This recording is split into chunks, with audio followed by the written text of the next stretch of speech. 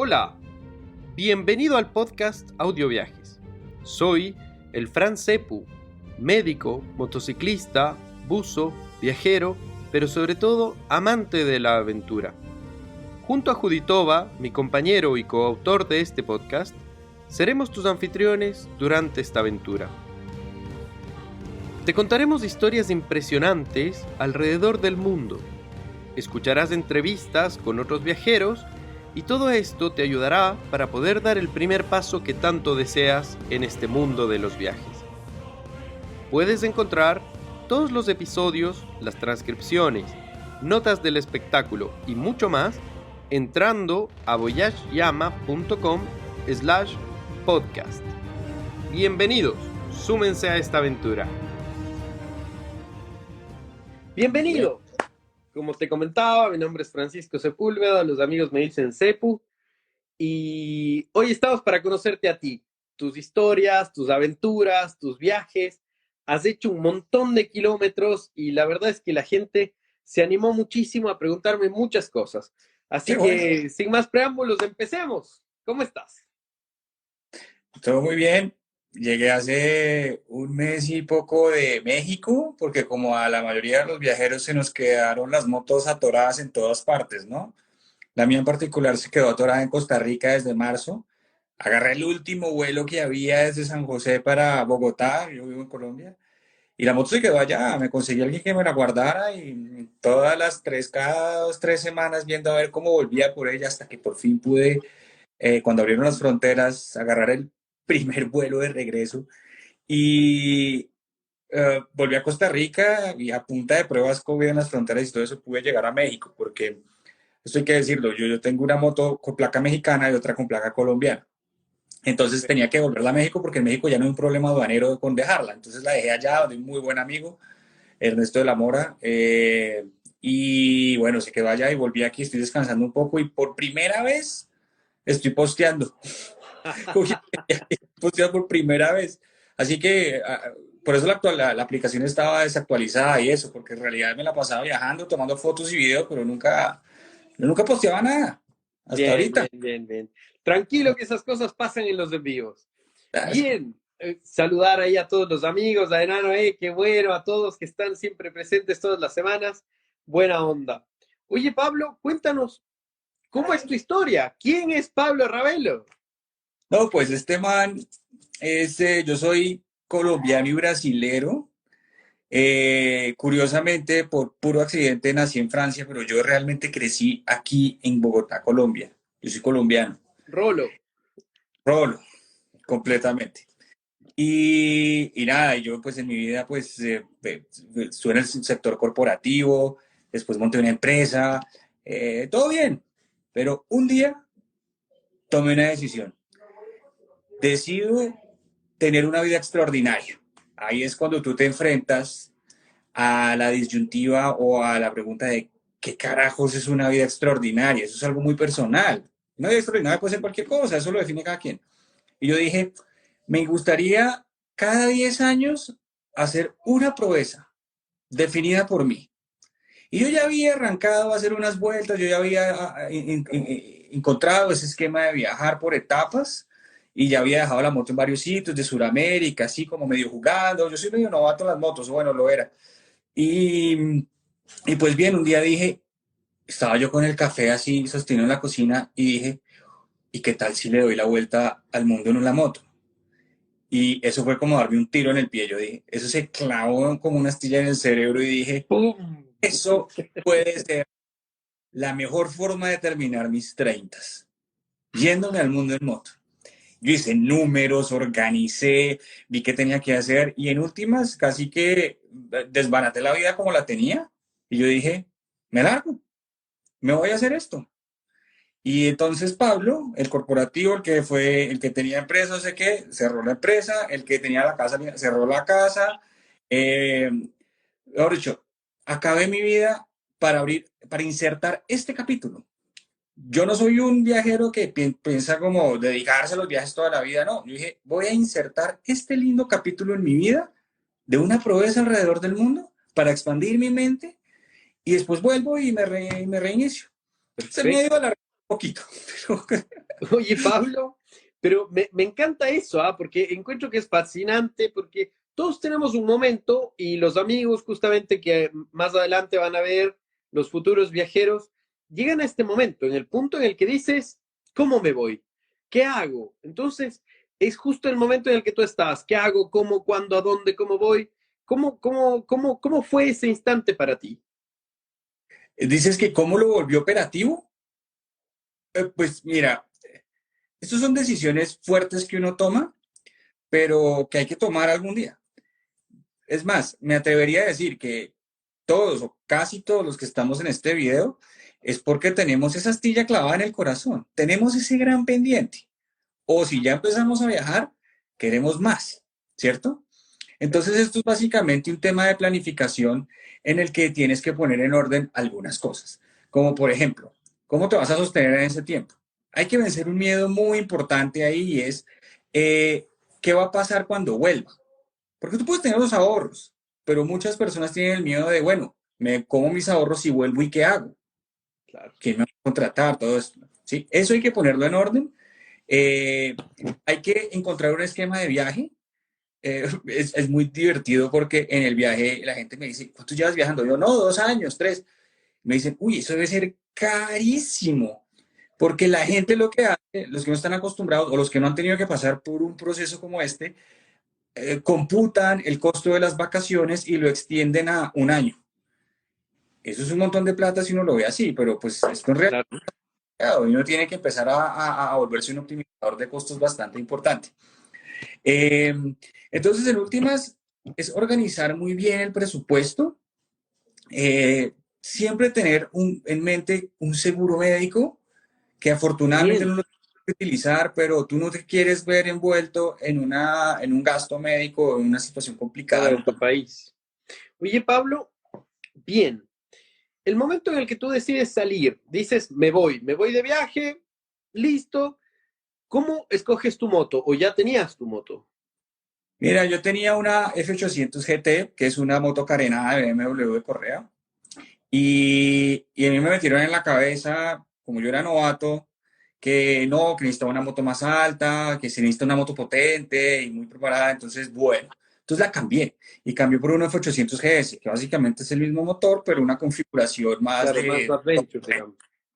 Sí, y en esa me fui. Te digo, novato, se me caía todo el tiempo. Justamente lo que estoy poniendo ahora de Perú, yo dejé caer esa moto 20 veces y bueno, en fin, así aprendí.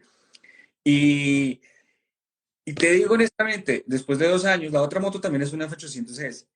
Después de 2 años de viaje y todo eso, honestamente, lo mejor que uno puede hacer es conseguir la moto más ligera posible. Más ligera para tu estatura, para tu peso, porque siempre cuando vas a menos de 10 kilómetros por hora, tanto hacia adelante como hacia atrás, vas a tener que ser tú el motor de la moto. Tienes tú que moverla.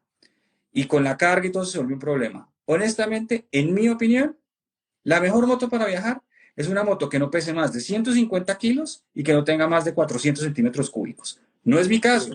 Igual ya las tengo, ya las gasté, ya ahí están. Pero esa es como mi recomendación para el futuro viajero. Pero déjame complementar esto que sí me parece importante y es, la mejor moto es la que ya tienes. No te gastes la plata, no te gastes Del tus ahorros. viaje en la moto. Claro, gástate la plata viajando. En cuanto más pequeña la moto y menos preparada, más aventura hay. Comprobado. Eso es mi recomendación. No necesitas sucumbir al marketing de que necesitas una BMW o una KTM, porque no es cierto, en mi opinión. Oye, Pablo, y me parece extraordinario eso. Creo que es súper importante porque mucha gente me hizo preguntas en relación a la moto, pero ya las vamos a ir desmenuzando paso a paso mientras Sí. nos vas contando de tu viaje. Entonces, claro, por ejemplo, ahí Hugo Rodríguez dice un Himalayan, por ejemplo. Podría ser un Himalayan 400, interesante. Ahora, ¿cómo fue tu mapa? ¿Cómo decidiste, ok, voy a ir primero allá, después allá? ¿Y cómo fue esto? Hay pues, dos tipos de mapas a considerar, el gran mapa del continente y el más pequeño. El más pequeño por lo general va a estar definido por el más grande por esta razón, y es que cuando tú viajas a los extremos continentales te vas a enfrentar a las estaciones. Entonces, si vas a Chile, a tu país, más abajo tú estás creo que en La Serena, pero te vas más allá de Puerto Montt y vas a tener problemas para los Frío. cruces. Sí, todos los Andes se vuelven nevados, es muy frío, entonces, pues obviamente el esquema del viaje cambia bastante. Entonces, yo por lo general lo que hacía era programarme para buscar los veranos, sobre todo el verano más fuerte en los sitios más australes. Eso lo hice tanto abajo en Ushuaia como arriba en Alaska, en Canadá. Perfecto. Por un tema también importante, donde más se te dificulta es en los pasos de montaña. Puede que sea otoño, pero si pasas a 4.000 metros vas a enfrentarte con nieve y ese tipo de cosas, o cierran el paso, lo cierran del todo, ¿sí? Claro. Eh, y en los mapas más pequeños, yo ya tengo una idea general que voy punteando en el mapa de las cosas que quiero ver. Siempre me dejo una holgura para poder improvisar o adaptarme a lo que exista en cada sitio. Entonces, hablando con la gente, con otros viajeros, van apareciendo cosas que Internet nunca te dijo. Entonces, las vas punteando otra vez y vas teniendo Que flexibilidad. casualmente suelen ser de las mejores. Sí, claro, lo que no, como no te, mejor dicho, como no te esperas nada, todo es ganancia, ¿no? Así es. Eh, entonces, bueno, entonces lo voy planificando así. Por lo general, mi horizonte de planeación no es más de 5 días. Tengo un plan gordo, pero no es más de 5 días porque nunca sé qué va a pasar. Eh, y usualmente lo hago así. Tengo un plan grueso, pero me voy adaptando dependiendo de las rutas. Ahora, eso funciona distinto en Estados Unidos y Canadá, porque como son países tan costosos, es absolutamente inviable quedarse en hotel. Para darte una idea, un motel de carretera cualquiera que en nuestros países podría costar $20 la noche, ya es 60, $80 la noche.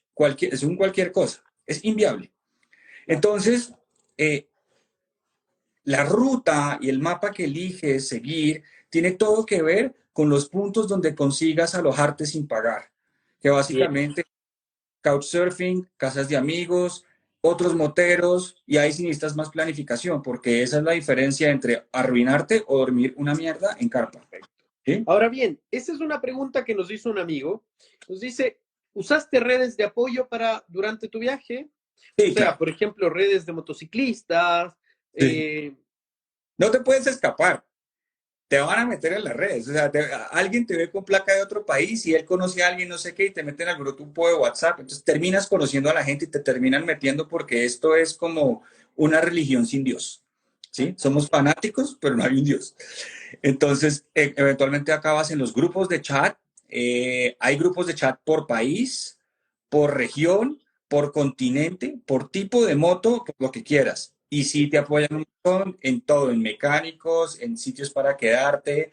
La gente es extremadamente solidaria en todos los países, sin bien. excepción. Ahora, cuéntame una cosa. Eh, ¿Qué redes podrías recomendar al futuro viajero que se está animando? Yo sé que va a ser según cómo te topes en cada lugar, pero por ejemplo, tú podrías decirle, no sé, algo tipo, mira, busca a tal red grande, continental o algo así que te pueda ayudar. Hay grandes grupos consolidados internacionales, como los consigue uno en Facebook, por ejemplo, como Overlanding África, Overlanding South America, que son como los grandes grupos donde se hacen muchas preguntas. Están las páginas Horizons Unlimited, HVB, ¿Ya? eh, también es un buen recurso, y ADV Rider, por ahí se consiguen. Perfecto. Yo casi no las he utilizado porque en América Latina uno como latino es más fácil enganchar en las latinas directamente. Entonces, acaban metiéndote a grupos de WhatsApp de la gente local.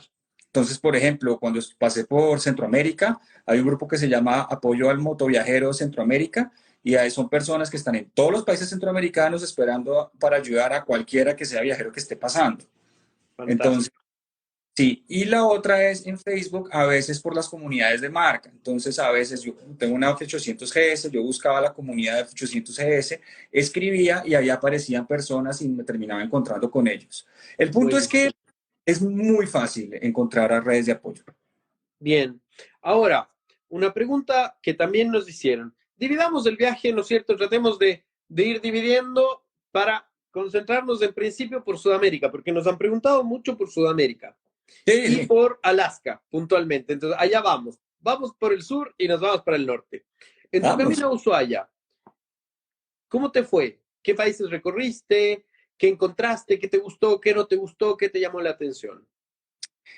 Esa ruta, hay que saber que yo salgo desde Colombia, que es la punta norte del continente, entonces casi que me toca recorrerlo todo.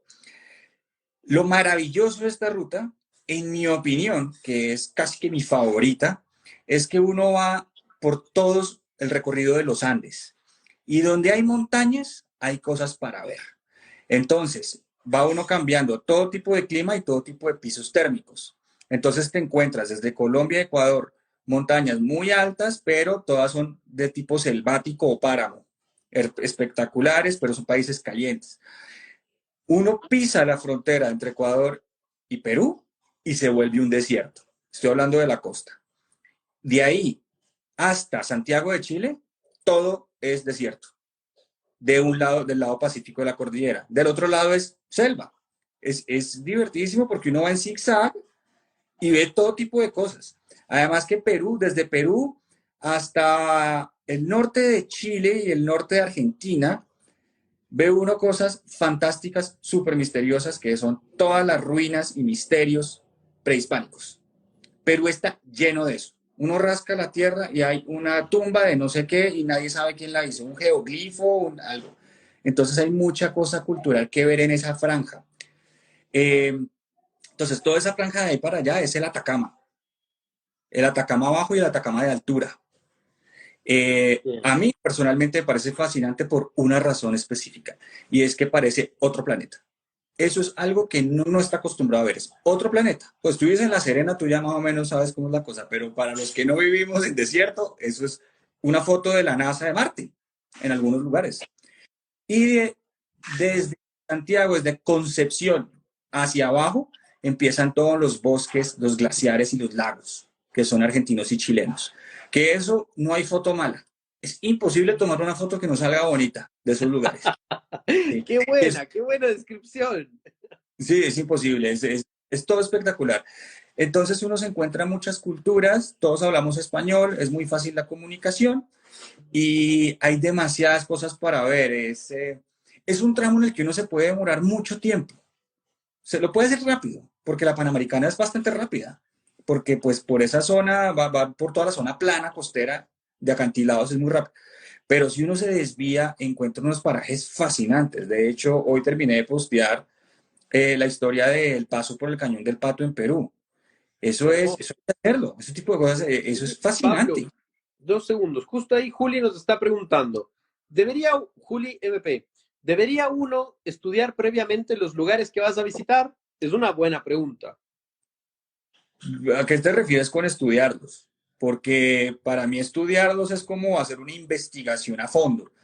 Yo lo que creo es que uno sí debería como tener una noción, pero tampoco me parece una buena idea hacer una investigación, porque entonces pierdes un poco de la sorpresa del lugar. Hay unas cosas que hay que ver, pero hay otras cosas que hay que realmente descubrir. Y es por eso que uno tiene Bien. el tiempo libre. Eres un poeta, compadre. Eres un poeta. Me No, encantan esas me faltaría descripciones. hablar de eso, pero no. Pero es así. En mi opinión, hay que dejar tiempo y espacio para que aquel destino te pueda sorprender. Los destinos te sorprenden de tres maneras. La primera es por la locación. La segunda es por la gente. Y la tercera es por los sucesos, eventos o cosas que ves.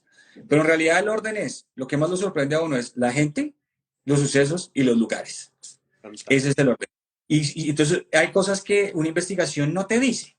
Uno ya sabe, por ejemplo, que en Bolivia hay grandes culturas y hay que verlos, ¿sí? Pero hay que ir a tratar de meterse en eso. Y hay que experimentarlo uno mismo. Entonces hay que dejar espacio para eso. Entonces la Bien, investigación, sí, pero hasta ahí. bien. Otra pregunta que nos hace Sergio Parisqueto. ¿Qué tan complicados son los países en las fronteras en cuanto al papeleo? Buena pregunta. Gran Hable detalle. antes del COVID, ¿no? Porque eso Claro, cambió. pre-COVID. Claro, antes del COVID. Es Antes de la corona vida. la coronavida. Sí, no, esto es la vida de antes. En la vida de antes es extremadamente fácil. Lo único que uno necesita es, para uno, su pasaporte con vigencia de 6 meses. Ah, y en Brasil, la fiebre amarilla, certificado de fiebre amarilla. pero casi nunca lo piden. Y para la moto, la tarjeta de circulación o como se llame, la tarjeta de propiedad de la moto, que esté a tu nombre. Si no está a tu nombre, puedes viajar con una carta certificada del banco, por ejemplo, si está prendada o si tiene una deuda, en donde te autorizan a pasar las fronteras en cierta fecha. Yo tenía mi moto en deuda y lo hice así con ese documento y nunca me molestaron. No hubo problemas. No, eso es súper fácil.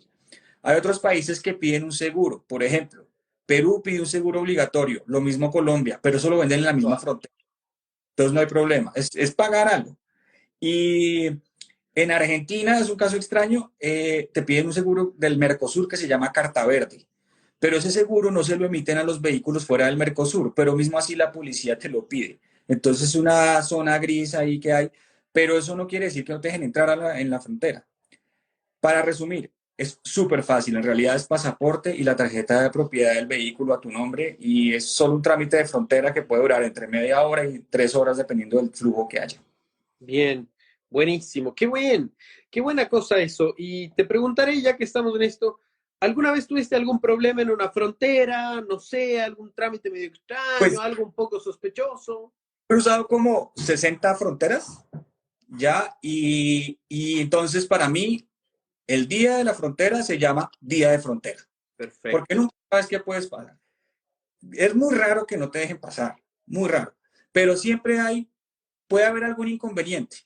Te faltó ir a la fotocopia de no sé qué y no hay fotocopiadora.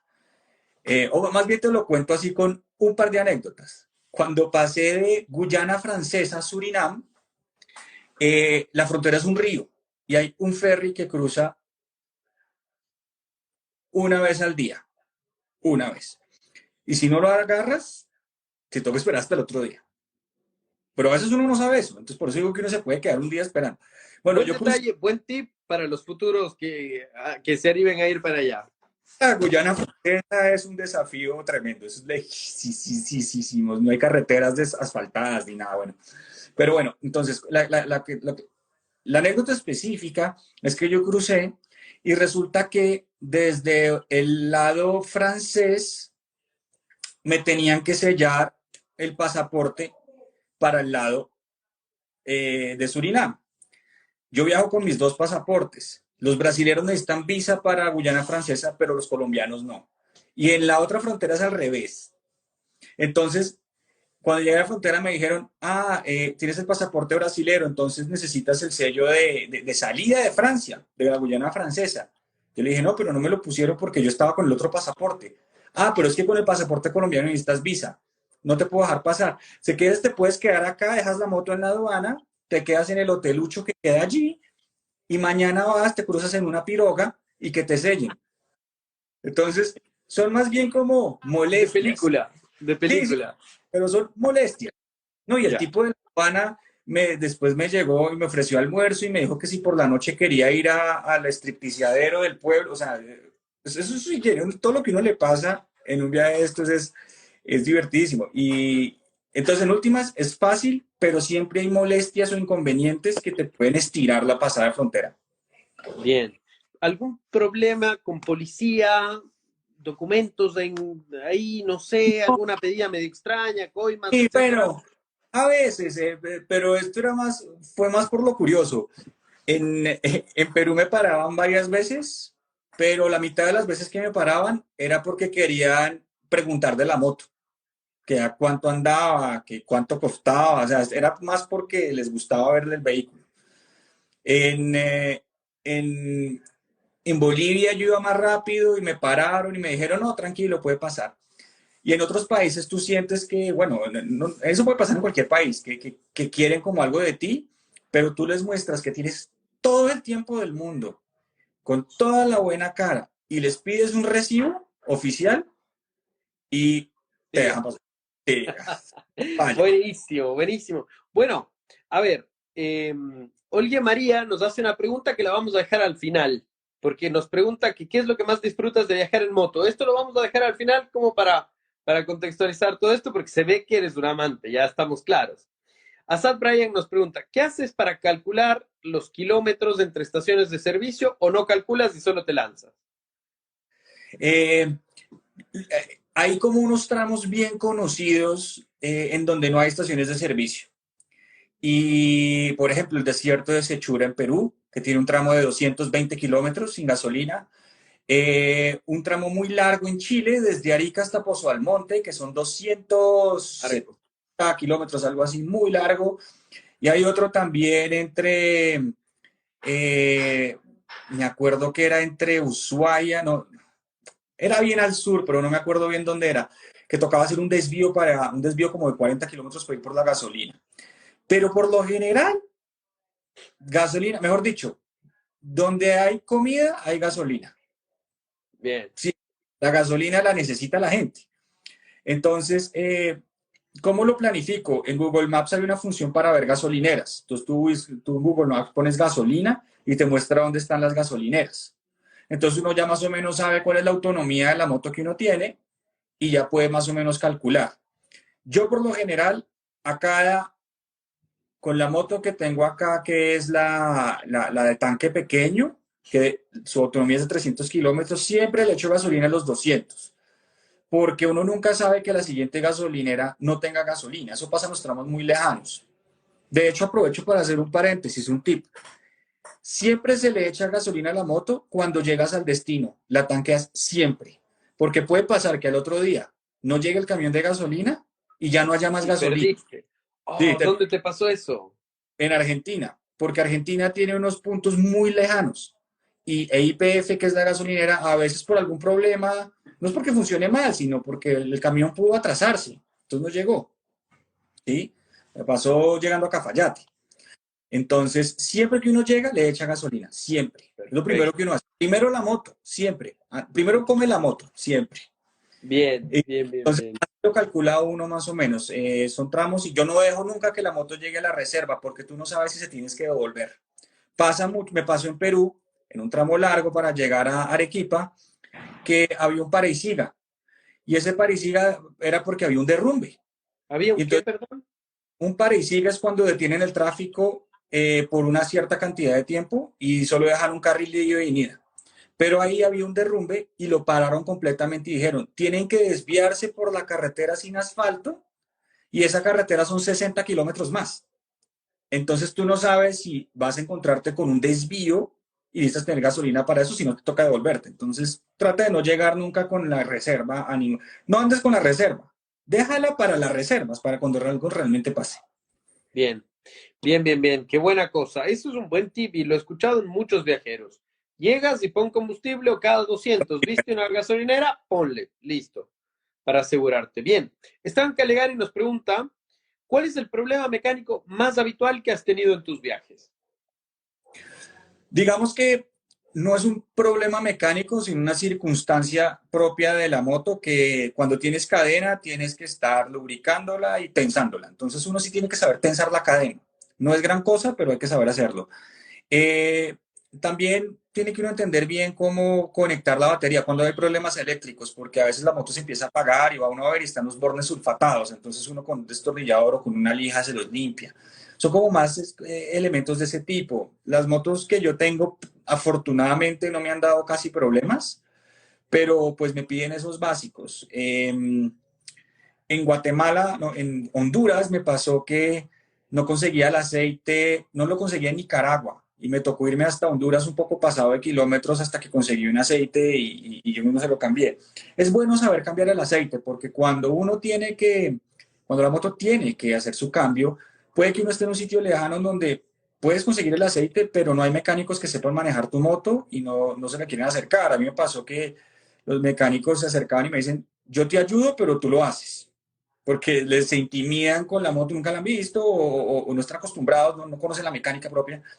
Entonces es bueno como saber eso, cambiar el aceite, los filtros, los bombillos, saberlos cambiar, tensar la cadena, lubricar la cadena, sacar las llantas, las gomas que le dicen a otro lado, saber despinchar. Por lo general, no, yo me he pinchado varias veces, pero nunca he tenido que despinchar a borde de carretera. Eh, pero básicamente es eso. Me pasaba en México que yo llegaba, me acuerdo que me pinché 2 veces. Allá le dicen poncharse. Y, y llego a un pueblo y le digo al tipo que si me ayuda a despinchar. Y el tipo ve la moto y dice, uy, no, pero tú sacas la llanta, tú la bajas y tú la subes, porque yo no lo sé hacer. Y yo sí, entonces uno tiene que saber hacer eso. Y yo lo que realmente necesitaba era que él me ayudara a hacer la fuerza para despegarla. Es como despegar el neumático, es lo que necesitaba. Pero uno sí saber cómo esas cosas básicas, mejor dicho. Eh, eso es Más como, mantenimientos. sí, son cosas básicas, pero hay que saber hacerlas. Aunque te digo una cosa, el viaje es el que te lo enseña. Yo salí aquí y no tenía ni idea de nada. Yo fui aprendiendo a medida que me fueron pasando las cosas. Eso no va a ser nunca un impedimento. Literal, yo aprendí en la ruta. Perfecto. Oye, nos preguntan cuánto te duraron los neumáticos, aprox. Eh, yo soy de, yo debería casi que traer alguien el récord de eso porque me duran un montón. El trasero, yo utilizo un Anaki 3, que es 150 R17, y ese me dura a mí 25.000 kilómetros. Y el delantero me dura 32.000. Eso es absolutamente función de tu conducción. Si tú conduces acelerando y frenando con delicadeza, el neumático te puede durar, sin temor a decirlo, 40% más. Es un asunto de la conducción, qué tan duro frenas y sobre todo qué tanto aceleras, qué tan fuerte aceleras, que de hecho también debe afectar la billetera porque te va a tocar cambiar la transmisión antes. La Y cadena, los frenos. sí. Y si es una Bien, moto, bien, bien, bien. Qué interesante eso, ¿ah? Oye, Pablo, nos pregunta Olga María también. ¿Qué comes? ¿Qué comías en tus días de ruta? Literal nos pregunta, ¿llevabas una lonchera o cómo hacías? ¿Qué come Pablo en una ay, ruta, en un día de ruta? del país. Te voy a decir, en México es fantástico porque tú paras en cualquier punto de carretera y tienen unos tacos maravillosos, ¿sí? En Qué rico. Argentina, si se pasa la 1:30 de la tarde, no almorzaste, porque entran todos a siesta y hasta las 4 vuelves a encontrar. Entonces te toca comer panchos, que son los perros calientes, hot dogs de Argentina. En Bolivia es muy desafiante porque no hay casi restaurantes en carretera. Entonces en Bolivia me tocaba llevar una loncherita que yo salía de La Paz con una loncherita y me hacía picnics porque es muy difícil de conseguir. En Colombia se consigue en cualquier lugar, pero por lo general yo me voy a la comida popular. Las plazas de mercado no fallan. Yo no soy mucho de llevar loncheras ni de cocinar porque ocupa mucho tiempo. Tienes que comprar las cosas, cocinar, comer y limpiar. Eso toma tiempo y en realidad no quedas bien almorzado a no ser que estés varios días en un solo sitio, pero dura en ruta, no. Entonces yo busco Perfecto. un presupuesto y yo tengo que hacer que quepa. Entonces, Oye, Pablo, nos están pidiendo una anécdota saliendo de la finca. Pebble 77. ¿Qué pasó ahí? ¿cuál finca? Saliendo dice, primo, cuéntanos la anécdota saliendo de la finca en tu moto. ¿Te caíste o algo? ¿Qué pasó? Pero ¿cuál finca? No, yo me he caído 1000 veces. No sé cuál finca. Y he salido de 1000 Oye, fincas. bien, ¿cuántos kilómetros manejas al día aproximadamente? Ah, cuando era novato y creía que andar en moto era ir muy lejos, hacía 400, 500 y llegaba hecho mierda, ¿sí? Porque uno lo hace 2 días, 3, 4, una semana, pero después de un mes o dos, eso te empieza a cansar, o sea, te agotas. Entonces, hoy en día, que saboreo mucho más cada destino, que quiero tomar una buena foto, que quiero hablar con la persona del mercado y que me cuente un poco de ella. Yo hoy en día hago entre 200 y 200, entre 150 y 250 kilómetros diarios. Y Bien, muchos días hago, no estoy en moto, son días de no moto. Y camino, tomo transporte público. eh, pero cada vez, en cuanto más largo el viaje, menos kilómetros tiende uno a hacer. perfecto. Pablo, volviendo un poquito a Sudamérica, ibas bajando hacia Ushuaia, nos estabas contando un poco el tema de combustibles y demás. Sin embargo, cuéntanos un poco Ushuaia. La gente tiene en la mente dos cosas. Ushuaia al sur, Alaska al norte y la gente quiere llegar allá. ¿Vale la pena? ¿Es lo que te dicen? Sí, ¿Qué tal? lamentablemente o afortunadamente sí, hay que ir a los dos lugares. Bien. ¿Cómo fue tu Vaya, experiencia en Ushuaia? a mí me encantó porque yo la hice como medio raro, porque yo llegué hasta hasta Caleta Tortel en Chile, que eso es casi el fin de la carretera austral, y de allá sale un ferry cada semana. Y ese ferry se demora 4 días por entre los fiordos chilenos para llegar hasta, no es Punta Arenas, sino Puerto Natales. Y de ahí visito las Torres del Paine y tal. Y de ahí va uno a Punta Arenas y hay otro ferry que cruza Tierra del Fuego. Y por ahí se llama La Esperanza, hay una carretera de ripio larguísima que llega hasta el lado. Los 40 terribles creo que se llaman, ¿no? No sé, pero es larguísima y no va nadie por allá. Y justo en ese punto, es en la Tierra del Fuego, al lado de esa carretera, en el lado chileno, es el único punto del mundo, del continente, en donde puedes ver pingüino rey, que a mi parecer son los animales más lindos que yo he visto, los pingüinos rey. Solo los ves ahí. Y llega uno después al lado argentino y allá otra vez empiezan las montañas y otra vez los lagos turquesa y otra vez las nevados maravillosos, y llegas a Ushuaia y en Ushuaia hay cosas para ver. Es un poco caro, pues porque es muy austral, pero puedes hacer vuelos en avión, en avioneta, no tomes el tour, ve al aeropuerto y cómpralo desde allá. Y vale la pena hacerlo. Alaska, Pausa. No, no, no, no, no. ¿no? Calma. Allá Pues, vamos, allá vamos. Entonces llegaste a Ushuaia y lo pasaste fantástico. Por lo que me cuentas, o sea, es un viaje de sueño ir a Ushuaia. Entonces, sí, totalmente recomendado. sí, sí, sí.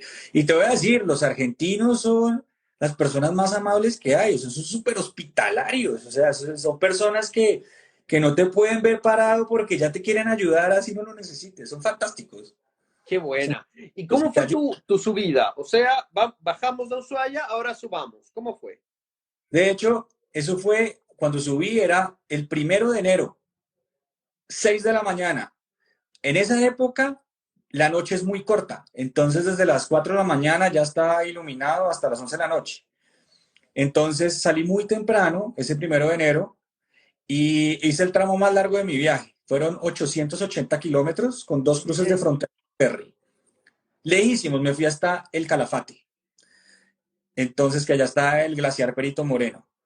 Y esos lugares hay que ir. O sea, si usted pregunta sitios maravillosos, las Torres del Paine, Perito Moreno, el Cerro Torre en el Chaltén, eso hay que ir a verlo y queda por ahí. Después me fui por toda la costa de Argentina, la Atlántica, Por la ruta 3, ¿no? es un solo escenario por como 4 días. Y por ahí pasa uno también por la Pingüinera cerca de Trelew, se llama Punta Tombo. Y sigue uno subiendo y ya después llega a donde empieza a haber gente, porque Argentina es muy grande y casi no tiene gente. Hay tramos muy largos sin nadie. Es como Canadá, es un país muy grande.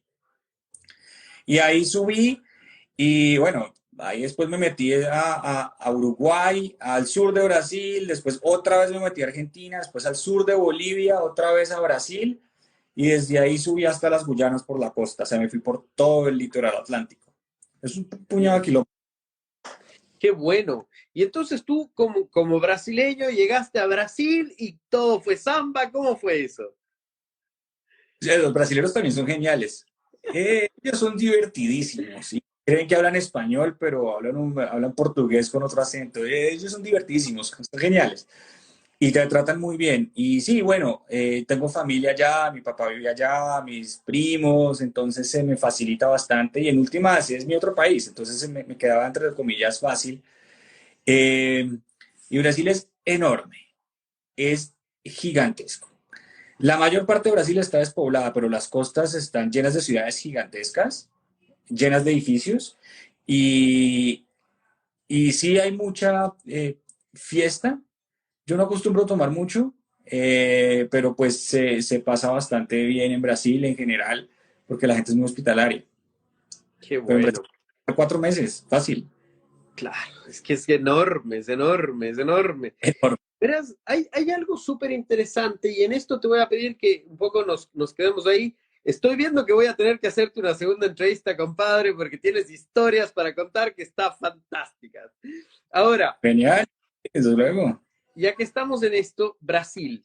Viste que Brasil está en Sudamérica, pero al resto de Sudamérica, al ser hispanoparlantes, tienen cierto miedo de ir a Brasil porque no hablo portugués, entonces chuta, Río, entonces los lugares turísticos. me gustaría que me nombres, ojalá, los lugares así como imperdibles de Brasil que deberías conocer. Eh, a ver, eso depende de tus gustos. Si te gusta la playa, Brasil es el país para ti. Son infinitas, no se terminan nunca. La playa más linda o el sitio más lindo de playa que yo vi en Brasil se llama las Sábanas Maranhenses, los Lençóis Maranhenses, que quedan en el norte, No, que son un montón de dunas que en la época de lluvia se inundan, entonces forman lagos en forma de duna entre las dunas por kilómetros. Y es agua dulce. sueño. Sitio único. Es un sitio único. Y ahí queda Jericoacoara, que es un pueblo construido en la arena, fantástico. Eso es muy bonito de allá. Entonces, playas hay un montón, Canoa Quebrada, Itacaré, São Paulo. No, no la ciudad de São Paulo, sino El nosotros. litoral. Sí, hay varios São Paulos, hay una que se llama São Paulo, ay, se me olvida el nombre completo. Muchísimas. São Miguel de Gostoso. Ahora, si te gustan las montañas, Brasil es un país relativamente plano. Las montañas las encuentras en la sierra que está entre São Paulo y Río de Janeiro, una sierra lindísima, la Sierra de los Órganos, cerca es la salida de Río de Janeiro, espectacular. Y las chapadas, que son formaciones rocosas muy antiguas, verticales, parecidas a los tepuyes venezolanos, y eso queda en el centro de Brasil. Eh, y Brasil, bueno, el Amazonas. Esa travesía en el barco en el río Amazonas, eso es una aventura. Eso es de lo más incómodo e interesante que hay. Yo hice desde Manaus a Leticia 7 días en ese barco, metido con la moto abajo en medio de la carga y de las sandías y de todo lo que le ponía en ese barco. Esa travesía por el río Amazonas hay que hacerlo un día. Eso es Qué como el tren genial. Suramérica.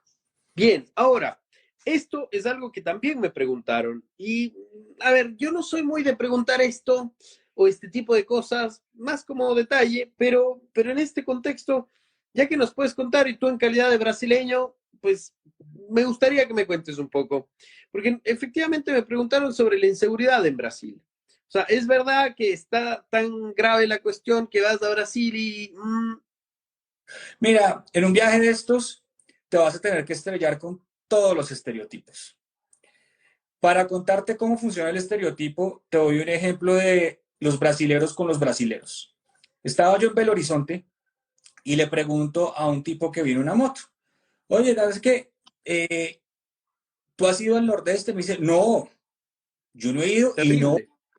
es muy peligroso. Y yo, ¿pero por qué? ¿Ya fuiste? No, no voy a ir. Ok, yo sí fui. Y llegué arriba al Nordeste y me encontré otro motero y le pregunté, ¿has ido al sur? No, nunca iría, es de lo más peligroso. Entonces, la gente habla sin haber ido. Brasil no es un país peligroso, a no ser estas dos excepciones. Periferias de São Paulo y la ciudad de Río de Janeiro. A Río de Janeiro no recomendaría ir en moto. Yo la dejé en Belo Horizonte y me fui en bus a Río de Janeiro. Por las Perfecto. periferias. Y São Paulo, lo mismo. Es mejor no ir en moto. Pero Como en fuera de eso, todas las ciudades grandes que te puedes topar con problemas. pero yo pasé por casi todas. A mí solo me faltó Brasilia. Ya. Y la verdad no hubo problema en ninguna. No me sentí inseguro. Pero Río de Janeiro y São Paulo es mejor evitarlas en moto. Pero el país en sí, estamos hablando que es la mitad del continente. No, el país en sí se puede recorrer súper fácil y no hay ningún problema. Qué Sí, no. buena cosa. Bien, yo espero que esto a Juanito le haya solucionado su pregunta. Ahora bien, No, igual me Britos puede. Felipe nos dice, saludos Perdón, desde Paraguay. ¿Cómo fue tu experiencia allá? perdón. Britos Felipe nos dice, saludos desde Paraguay. ¿Cómo fue tu experiencia por allá, por Paraguay? Paraguay. Me faltó hacer el Talcal de Paraguay, que es la frontera con Bolivia.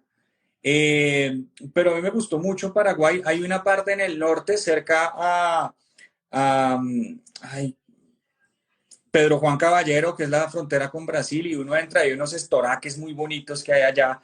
Y en Paraguay me pareció que la gente es muy especial. Dejé muy buenos amigos en Paraguay.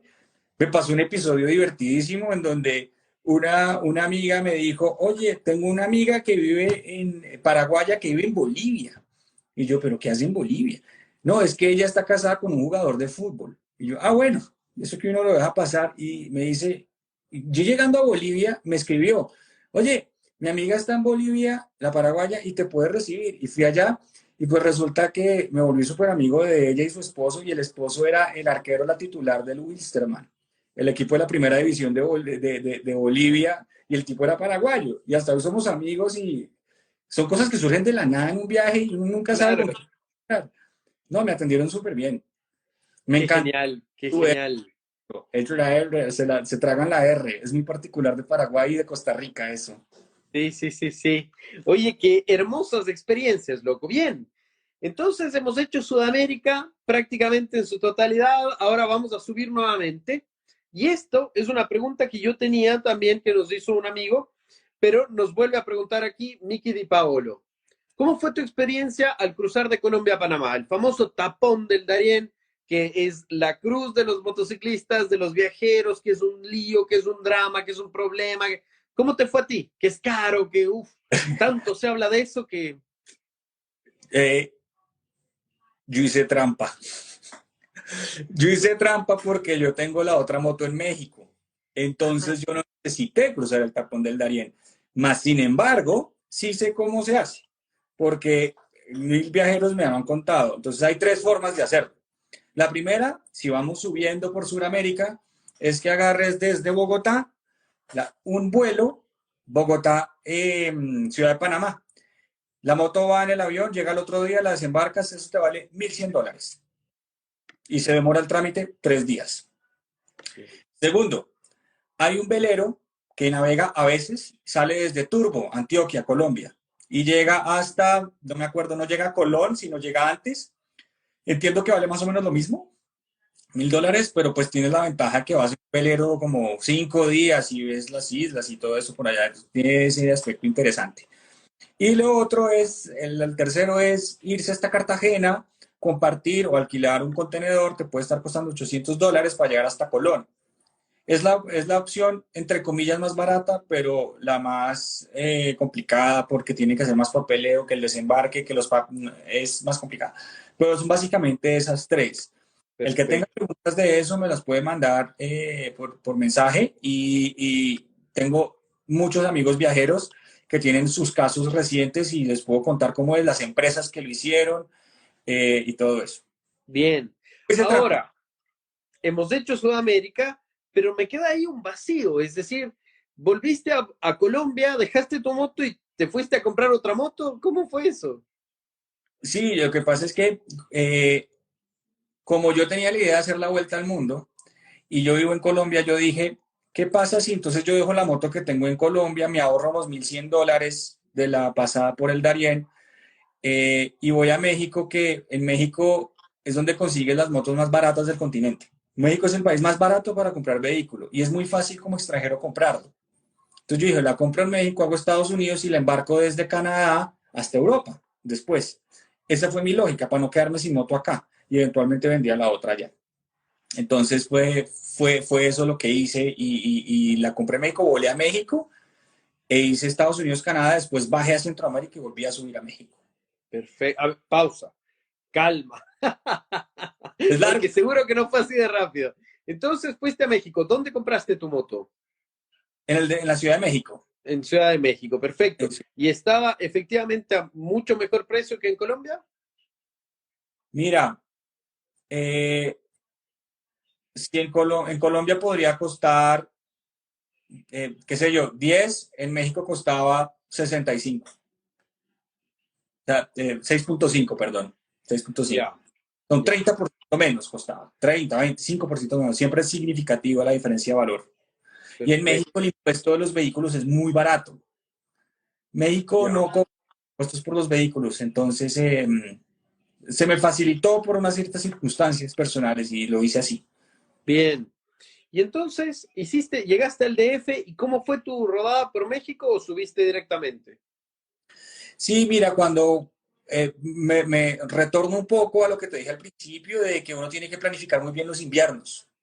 Entonces hice una parte de México y de ahí entré a Estados Unidos, hice toda la costa atlántica hasta la Florida y subí hasta Nueva York. De Nueva York entré a Canadá y me fui a la última punta atlántica del continente, que es una ciudad canadiense que se llama Saint John's, en Newfoundland. Es una isla. Allá es donde uno ve los icebergs. Ellos vienen ahí, se encallan en la costa. Los icebergs se vienen de Groenlandia. Y de ahí después hice toda la península del Labrador, que es el sitio más desolado hasta ahora que me ha tocado. Y, Más el, que la Patagonia. y el tramo más largo sin gasolina de todo el viaje, 410 kilómetros.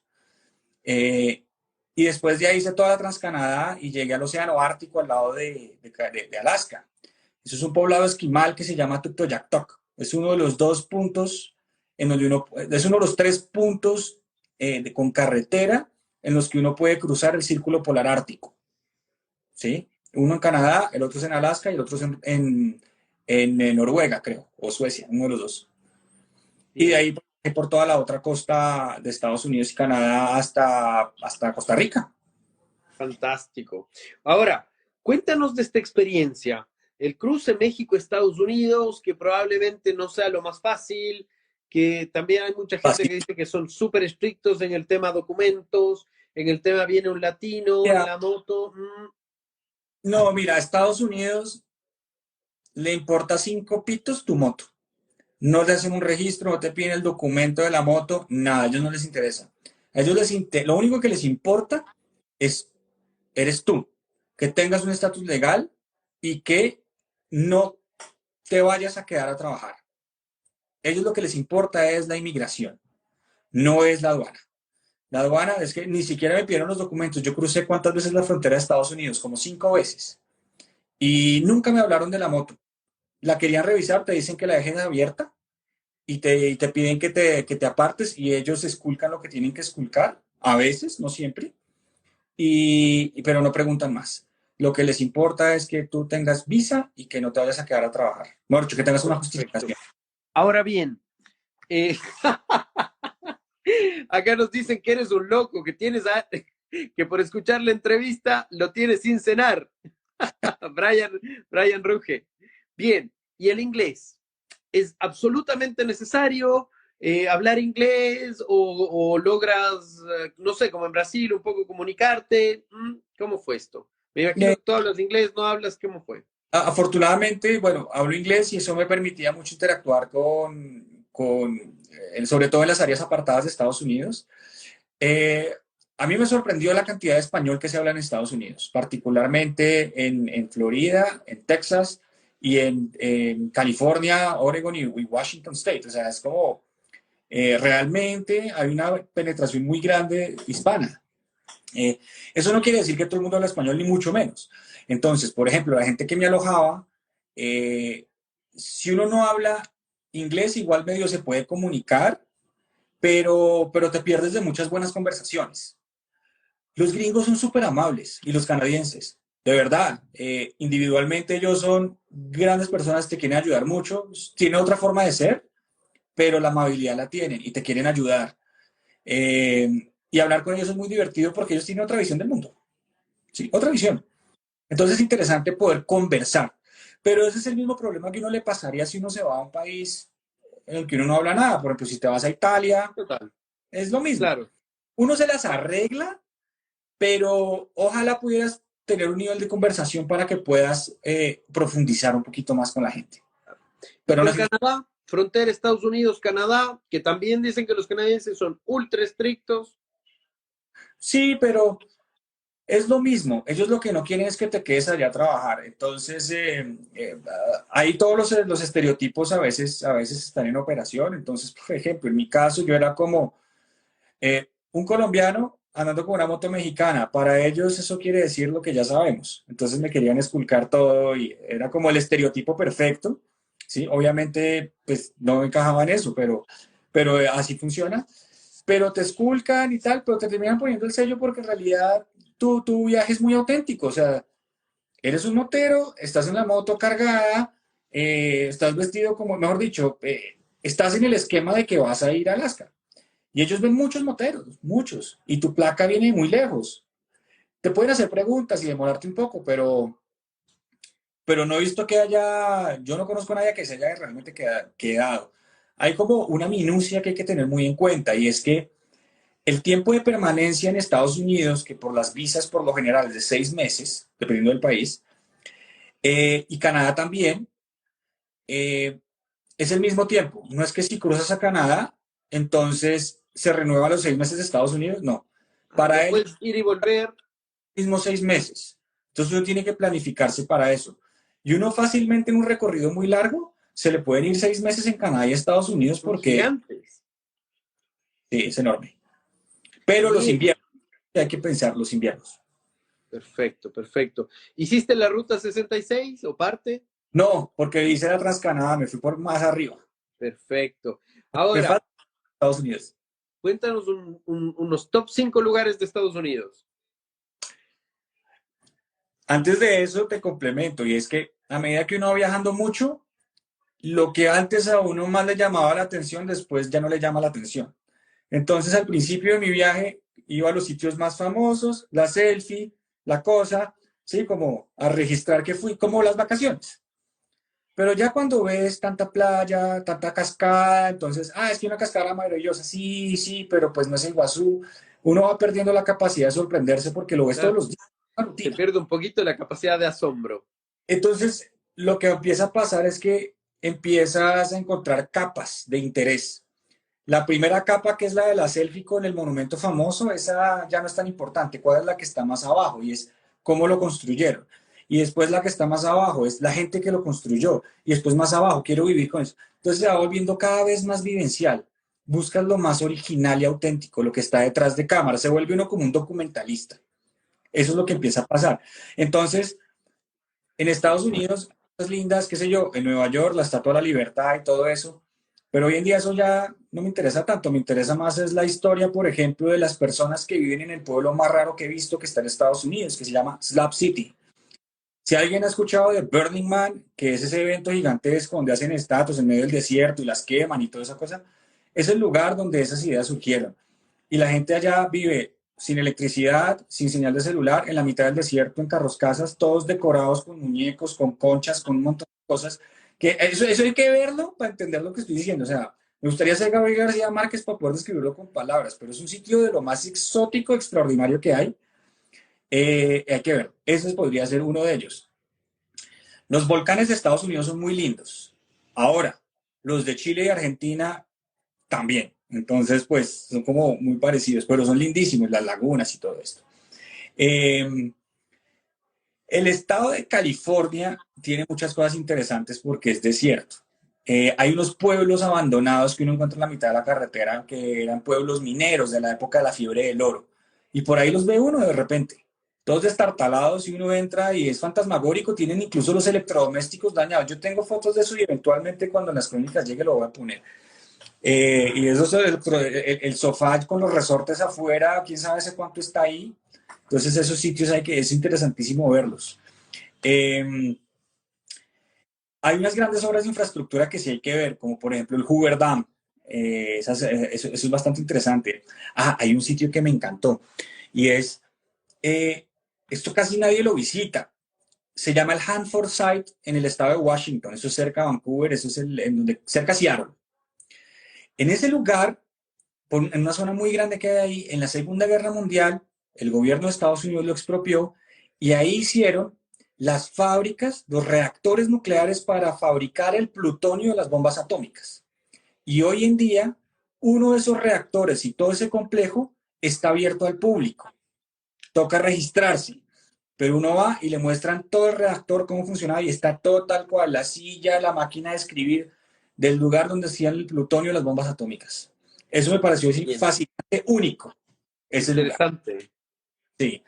Otra que es una mezcla de lugar con persona excéntrica, es este tipo que vive dentro de un jet en la mitad del bosque.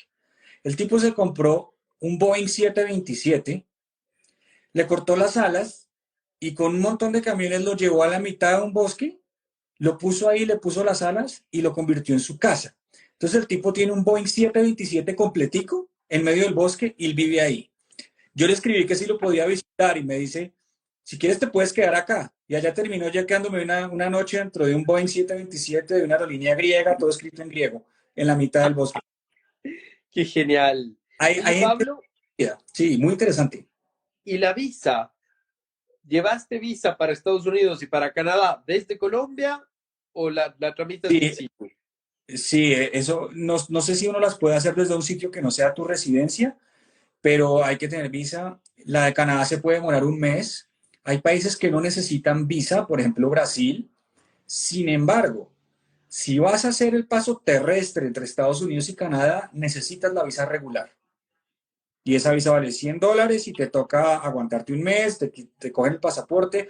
Es bueno irse con las visas, pero eso son visas muy flexibles porque una vez pases ese proceso, vas a tener 10 años para entrar cuanto quieras y te dan, en el caso de los colombianos, dan 180 días. Entonces, más que suficiente para hacer toda la travesía. O sea, una vez uno las tiene, no hay mucho problema con este tema. Perfecto. Entonces, Estados Unidos, Canadá. Háblanos de Canadá. Top 5 lugares que te encantaron. Uy, Canadá es uno de esos países donde uno puede recorrer días enteros y no llega a ningún lado, de lo grande que es. Días enteros. El que les conté, Newfoundland. Allá en Newfoundland, que es la isla que queda cerca de Groenlandia, el último punto de Canadá, tiene una ciudad portuaria que es Saint John's y otra que se llama Halifax. En Saint John's me encantó ver lo que yo te conté, los icebergs. Los icebergs de Groenlandia se desprenden y se van a encallar allá. Entonces uno ve los icebergs flotando y hay una aplicación donde te dice dónde están todos los icebergs. ¿Sí? Y qué tipo de iceberg es y todo. A mí me pareció increíble porque yo nunca lo había visto. Y tienen todo eso controlado. Esa es una que me encantó. Muy cerca de ahí hay un lugar que se llama Moncton. En Moncton hay un estrecho de río que entra al mar y es un acantilado. Y es el lugar del mundo con las mareas más altas del mundo. Entre una marea y otra pueden subir entre 11 y 14 metros. Entonces tú vas por la mañana y si es marea baja, ves un barro así hasta el infinito y vuelves a las 4 de la tarde y es el mar picado de como si fuera un acantilado, o sea, 11 metros sube. Es increíble, la Claro, naturaleza, la bestia. 11 metros de agua. Eso me pareció increíble. En Canadá, ¿qué más? Tuktoyaktok, el pueblo de los esquimales. No es por lo lindo, sino por lo interesante. Viven lejísimos y son otra cultura. Ellos les llaman las primeras naciones, son los indígenas canadienses. Han sido muy golpeados por el gobierno canadiense en la historia, entonces han tenido muchos problemas con ellos. Eh, y llegar allá es un acto de coraje porque es muy lejos. No es porque sea difícil, sino es porque es muy lejos. O sea, te puedes tomar 2 semanas yendo y viniendo. Lo consigues, pero es Pues lejos. lo vale. Sí, sí, sí. Muy cerca de ahí hay un pueblo que me pareció fascinante, se llama Dawson City. Dawson City. Ese pueblo es como ir al viejo oeste de las películas. Todas las casas de madera de colores. Hay un cabaret en donde tocan piano y están las de burlesque. Eh, hay unos museos, hay unos barcos de estos de pala, que son de ¿Ya? vapor y tienen pala, y los tienen ahí. Eso era la época de la fiebre del oro. Y el pueblo está conservado y todavía tienen ahí esos shows. Yo dices, ¿cómo un pueblo en la mitad de la nada tiene una casa de burlesque con unos shows maravillosos? ¿Sí? Y allá está creo que es el whisky más famoso del mundo, el que tiene un dedo. Entonces te lo sirven con un dedo dentro. No me acuerdo si es un whisky o qué, pero es súper famoso y es solo allá en Dawson City. Ahora bien, Pablo, ¿qué tan caro es Canadá, Estados Unidos? ¿Qué tan caro en relación a Sudamérica? Caro, ¿Sí? caro. Porque te voy a decir que es lo más caro el alojamiento. Si uno no tiene dónde quedarse, la pasa mal porque es muy caro. Pero siempre encuentra uno donde. Couchsurfing está en todo lado y la gente lo recibe a uno. Sí, de eso sí Bien. lo. Y esto volvemos a sumar a lo que nos preguntaron antes. En cuanto a las redes de apoyo, ¿encontraste redes de apoyo en Estados Unidos, en Canadá? No, allá sí son mucho menos. Allá no Ya, hay tantas redes de apoyo. Hay como grandes clubes, pero el gringo no es tan gregario como el latino. Me funcionó mucho más Couchsurfing solicitando que me dejaran quedar que las redes de apoyo. Las habrá, perfecto. pero no como las latinas. No. Bien, bien. Entonces, desde Canadá, pum, nos fuimos del extremo norte, ahora vamos, perdón, al este, ahora vámonos al oeste. Alaska, ¿vale la pena? ¿Te Sí, costó llegar? ¿Es es tan difícil? lindísimo. Es lindísimo, es lejísimos. Las ciudades como tal no tienen nada así del otro mundo. Las ciudades de Estados Unidos son todas como una gran franquicia, son todas muy parecidas, salvo algunas excepciones. Y Anchorage y Fairbanks no son la diferencia, pero allá es el lugar donde hay más nevados, donde hay más glaciares y donde hay más volcanes en Estados Unidos. Alaska es muy grande, es el estado más grande de Estados Unidos. Y hay pocas carreteras, pero igual son miles de kilómetros. Eh, Allá queda el punto más occidental del continente americano al que puedes llegar por carretera. No solo el más alto, sino el más oriental. El más occidental, perdón. Eso se llama Homer, Alaska. Y dato curioso, Alaska pues era de Rusia y Alaska en realidad el nombre es Alyushka. Y en ese punto que es Homer, en Alaska, hay un pueblo, una comunidad de gente que era rusa y no se juntan con ellos, son como los menonitas, no se juntan con nadie, son como 15 familias y es el último pueblo en la carretera. Y es descendientes de Rusia.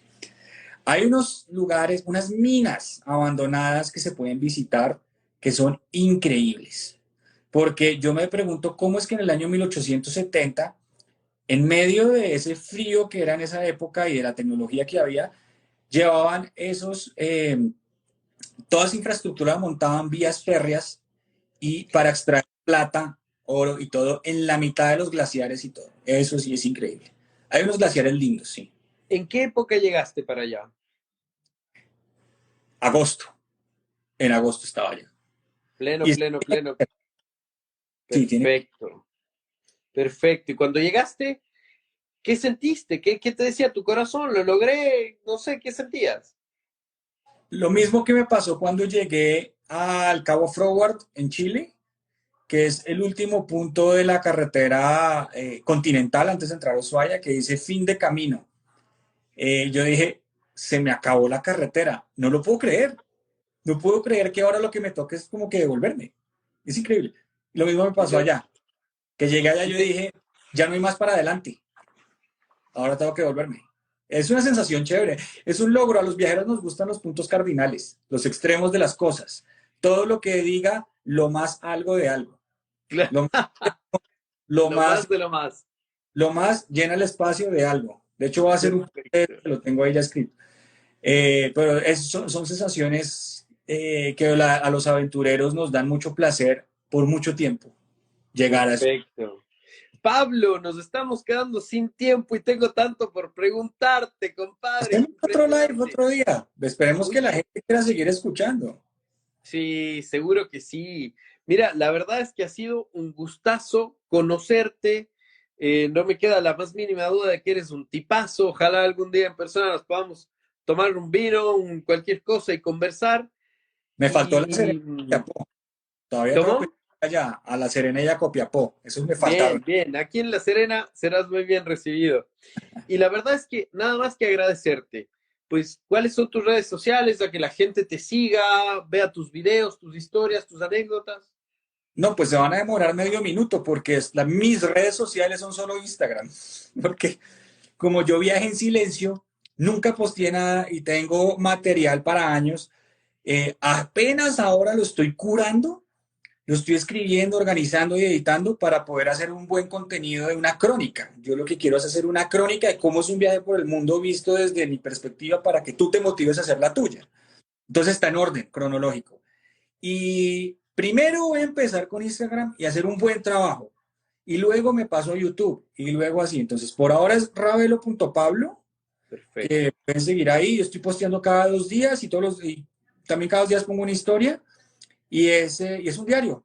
Lo que veo, lo que siento, qué aprendí y con el objetivo de que tú también hagas tu aventura, tu vida, tu proeza. Bien, bien, Pablo. Compadre, nada más que agradecerte. Como No es te que dije, espero que podamos hacer una segunda parte. Nos queda Centroamérica, nos queda México, lindo y querido. O sea, si te animas, lo hacemos y estoy seguro que la gente va a estar súper contenta. toca ver qué dicen Desearte. los que veo que escriben. Míralos, ahí están. Toca ver si quieren. Sí, sí, sí, seguro que sí. Compadre, nos queda un minuto. Muchísimas gracias a todos los que nos están viendo. Normalmente hacemos las entrevistas todos los miércoles a esta hora en este mismo Instagram, @elfrancepu. Y bueno, va a quedar grabada, así que nada. Compadre, muchísimas gracias. Y gracias a toda la audiencia por estar ahí y hacer ese montón de preguntas. Me estoy esmerando por contestar todo lo que me ponen, porque yo sí creo que la mayoría de nosotros lo que necesitamos es apenas un empujoncito. Es un empujón. Y pues si yo puedo ayudar a dar ese empujón para que la gente también lo haga, para que todos lo hagamos, tenemos... Esa es la idea. Esa es la idea de estas entrevistas. Sí. Así que Pablo, muchísimas gracias. Espero que nos veamos pronto, que hagamos una segunda parte y nada, éxitos, buena ruta, buen viento. Muchas gracias. Chao, Francisco.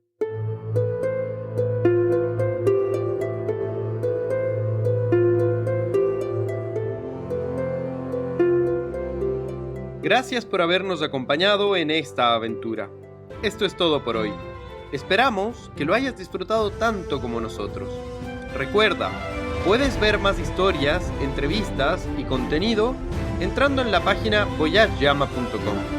No olvides hacer clic, suscribirte y visitar nuestro blog. Hasta el próximo episodio. Te esperamos con muchas más aventuras, viajes y anécdotas.